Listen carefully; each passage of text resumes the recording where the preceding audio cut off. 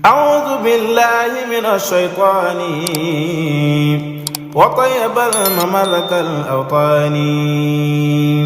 Sëriñ Tuubaa xaadalawoo laaw maxtaarloo nee na bu ngeen xamoon li ci màtt yoo dana jàppandi ci yéen te da ngeen ci sant yàlla sunu borom wér na lool.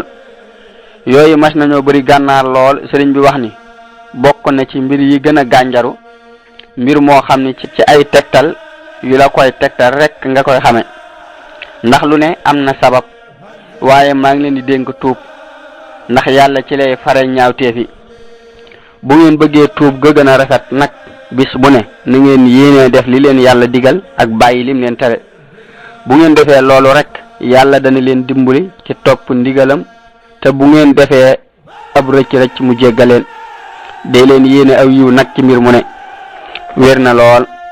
sëriñ bi mas naa ñëw dëkk bu ñuy wax wajja ba mu toogee ci penc ma dégg jigéen ju jooy mu woolu ko mu ñëw mu laaj ko looy jooy mu ni ko dama amoon benn doom bu jigéen mu dem ba toll ci dem kër mu faatu. sëriñ bi laaj ko ndax dañ la koo dénkoon am dañ la koo mayoon mu ni ko xanaa dañ ma koo dénkoon. sëriñ bi ni ko dénkaan luñ la dénk dem ba di ko fopp ku ne di ca dégg sabaat day mel ni danga koo fasul woon a delloo wér na lool.